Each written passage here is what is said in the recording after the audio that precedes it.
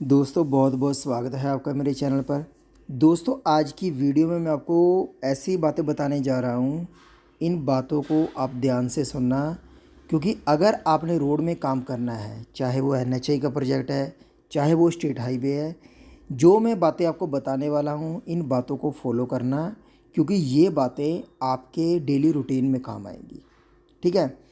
मैं इस वीडियो में आपको बताऊंगा कि जब आप कोई नए रोड प्रोजेक्ट में काम करते हो, आपको कौन कौन से स्टेप फॉलो करने रहते हैं और आपको लेवल कहाँ कहाँ देने हैं। अभी जो मैं आपको बताऊंगा स्टेप बाय स्टेप, आप इसको फॉलो ज़रूर करना और ध्यान से सुनना मैंने आपको क्या बोला इस वीडियो में। सबसे पहली और इम्पोर्टेंट बात, जब तक आपको रोड के क्रॉस सेक्शन का नहीं पता ना, आप रोड में कुछ भी नहीं कर सकते। ना तो आप रोड की विड्थ निकाल सकते हो, ना आप रोड के लेवल दे सकते हो, ना आप रोड की क्वांटिटी निकाल सकते हो। आप कुछ नहीं कर सकते जब तक आपको क्रॉस सेक्शन का नहीं पता। ठीक है। तो पहली बात, आपको क्रॉस सेक्शन का पता होना चाहिए। जैसे यहाँ पे देखिए, ये मैंने क्रॉस सेक्शन बना रखा है। ठीक है।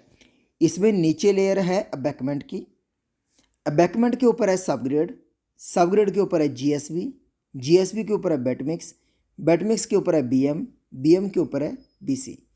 और इनकी थिकनेस यहाँ पे मैंने दे रखी है सारी। ये 7 मीटर चौड़ा रोड है मेरा और दोनों तरफ 1.5 मीटर का अर्थ शोल्डर है।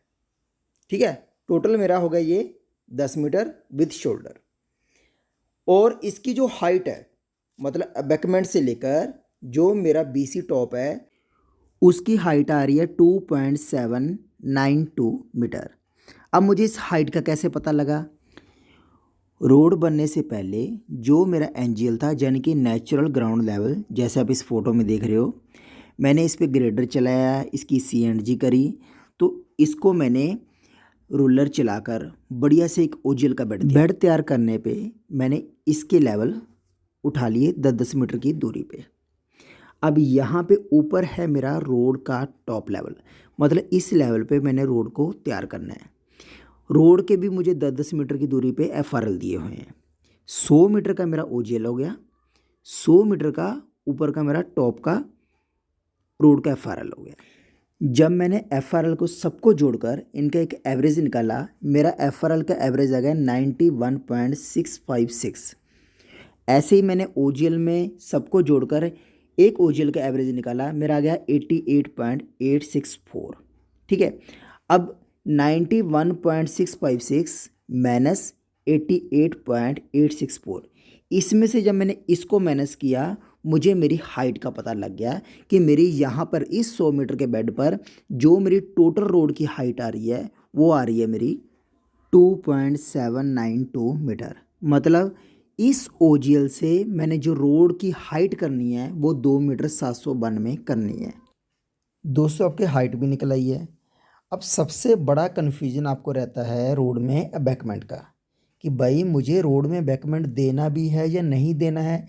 अबैकमेंट किसको बोलते हैं?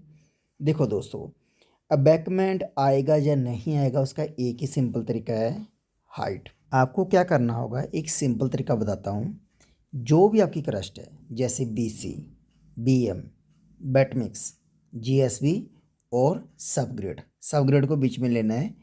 ये टोटल जोड़कर जो इसकी मेरी थिकनेस आई है, वो आई है मेरी 1030 mm। अभी जो मेरी हाइट आ रही है वो आ रही है 2.792। ठीक है। तो ये मतलब ज़्यादा आ रही है। इसमें मैं 1030 माइनस कर दूंगा, माइनस करने पे मेरा आ गया है 1.762।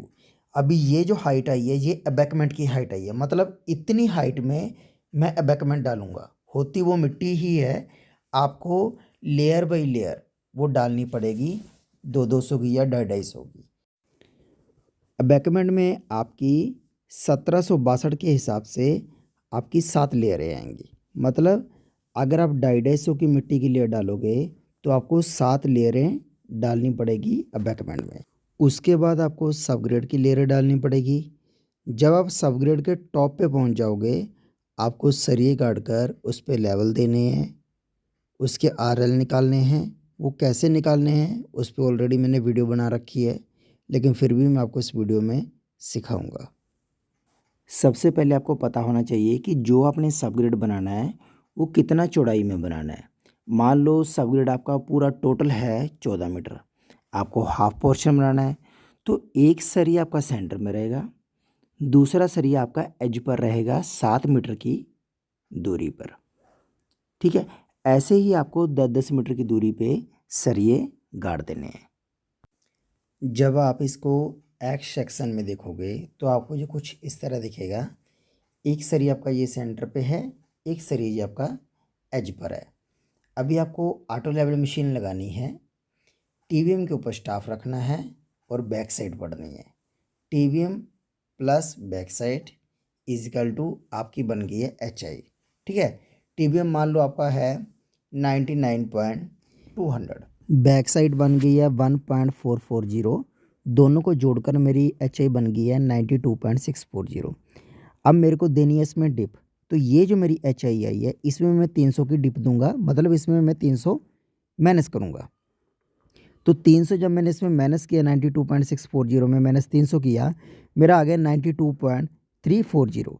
अभी ये जो HI आई है 92.340, मुझे इसी HI से काम करना है। ठीक है, अब दूसरा स्टेप आता है, आपको सबग्रेड के RL पता होने चाहिए। जब तक आपको सबग्रेड के RL नहीं पता होंगे आप लेवल नहीं दे सकते। RL कैसे निकालने हैं यहाँ पे समझिए, मैं आपको जीरो चैनल का निकाल के बताता हूँ। ऐसे ही आपको सेम प्रोसीजर करना है 10-10 मीटर पे। जीरो चैनल्स का मेरा FRL है 91.680। इसमें मैं 4 लेयरें माइनस करूँगा जो मेरी सबग्रेड के ऊपर आ रही है, GSB, बेटमिक्स, BM, BC। 4 लेयरें जोड़कर मेरा आ गया 530। तो इसमें मैंने 530 माइनस किया, मेरा आ गया 91.150। अभी ये जो मेरा RL आया है ये मेरा सबग्रेड सेंटर का RL निकला है। ठीक है, अब मुझे निकालना है सबग्रेड एज का RL। उसके लिए मुझे इसकी बिर्थ पता होनी चाहिए। टोटल बिर्थ है मेरी सबग्रेड की 14 मीटर और सरी बिर्थ है मेरी 7 मीटर। तो 7 का 2.5% कितना हो गया 175, यानी कि मेरा सेंटर से लेकर एज तक जो मेरा स्लोप है वो है मेरा 175 mm का। तो ये जो मेरा सेंटर का RL है 91.150, इसमें मैं माइनस कर दूंगा 175। माइनस करने पे मेरा आ गया 90.975। ये जो RL आया है ये मेरा अभी सबग्रेड एज का RL आया है। जीरो चैनल्स की बात कर रहा हूँ मैं। सेम ऐसे ही आपको 10 के निकालने हैं चैनल्स के, 20 के, 30 के। ठीक है, ऐसे ही सेम यही प्रोसीजर आपको रखना है, ऐसे RL निकालने हैं। जब आपके सारे RL निकल जाएंगे, ठीक है, तो जो अभी आपकी HI आई है, इस HI में मैं सबसे पहले सेंटर का RL माइनस करूँगा। माइनस करने पे मेरा आया है 1.190। अब मैं सेंटर पे सरिये पे स्टाफ रखूँगा, ऑटो लेवल से इस पर रीडिंग पढ़ूँगा 1.190। अभी ये जो मेरी रीडिंग आएगी ये मेरी बेड लेवल से 300 उठकर आ जाएगी। अब मुझे एज का RL देना है, मैं क्या करूँगा फिर HI में एज का RL माइनस कर दूँगा। माइनस करने पे मेरा आया है 1.365।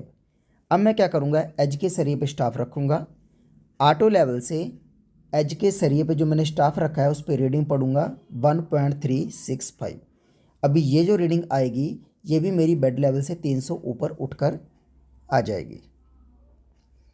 आगे क्या करना है मेरे को, जब मेरे लेवल हो जाएंगे ऐसे चैनल्स बाई चैनल्स, आपको सब जगह ऐसे लेवल दे देने हैं 10-10 मीटर पे।